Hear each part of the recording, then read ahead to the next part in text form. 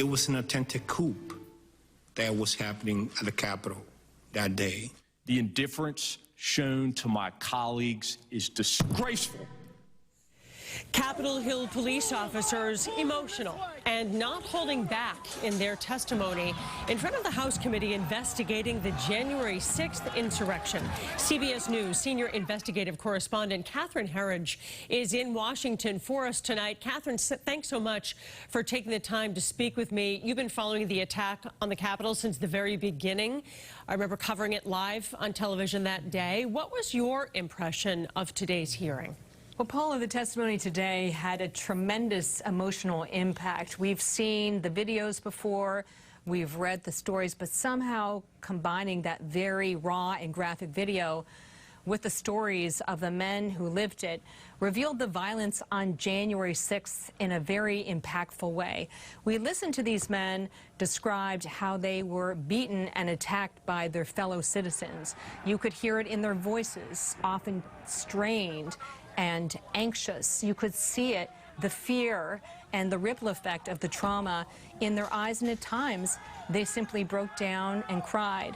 At the end of the day, I felt that the wounds of these 4 officers and the bravery they showed to testify in many respects became the shared wounds of this nation and brought to life the violence that happened on the 6th, Paula. You're right. The impact was different today, seeing the video juxtaposed with how emotional these men were.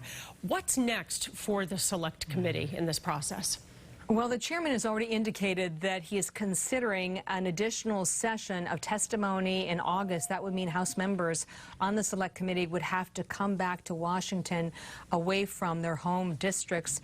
And we also had confirmation here at CBS News that the Justice Department has been consulting with the White House General Counsel. That's the top lawyer for the president. And they feel it is appropriate for former administration aides to President Trump to testify if they are called. And the reason that matters is because any testimony from a former presidential aide goes to the issue of executive privilege. And executive privilege typically shields the communication of a president with his immediate circle. How are Republicans reacting? Well, after the session today, the Republican leadership in the House and Senate, they both said that they actually had not watched the testimony. They were busy doing the business in their respective offices. Prior to the testimony, there was a news conference with House Republicans, and they said that the focus should be on the violence that day, but more importantly, they said it should be on the failure to act on the intelligence.